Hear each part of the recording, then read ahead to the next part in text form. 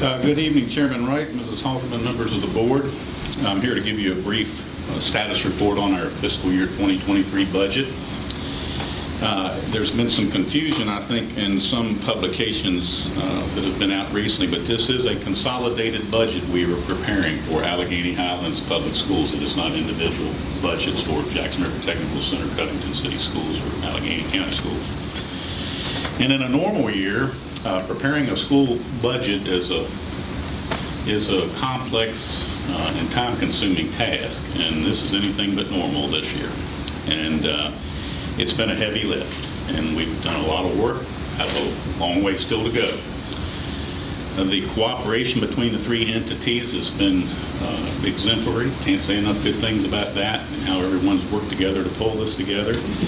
And you know, we've mentioned Jackson River Technical Center tonight. A lot of people don't realize that they actually function in many respects as a separate school division. They have their own governing board, their own budget, their own financial software.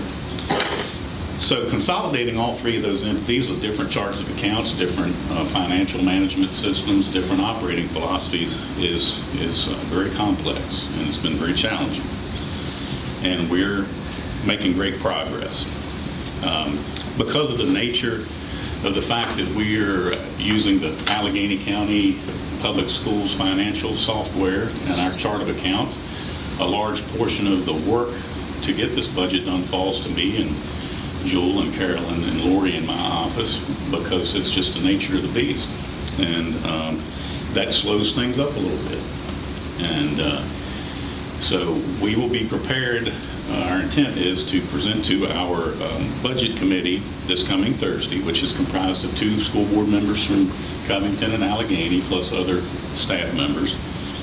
And we will, our intent is to prepare and to complete, rather, our initial draft budget for their review on Thursday.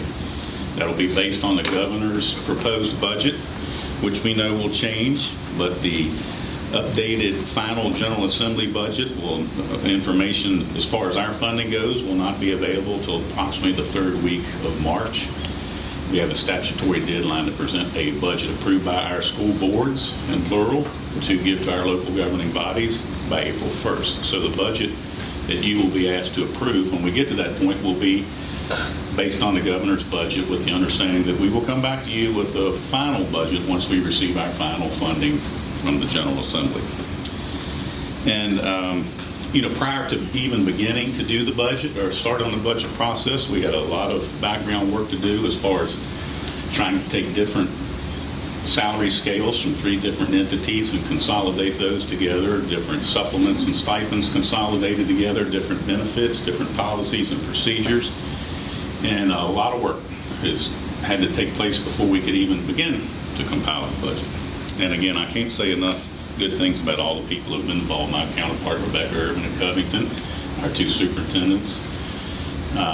Mr. Vaughan's been on that. We have Mr. Woodson and Ms. Fitzpatrick from Covington, and Mr. Franson, Mr. Hillman Tyler from our school board participating in the budget committee. And it's been a real undertaking, and we'll meet with success when it's all done, but it's taken a little longer than it normally would. So I'll be happy to entertain any questions that you may have. Any questions for Mr. Rice?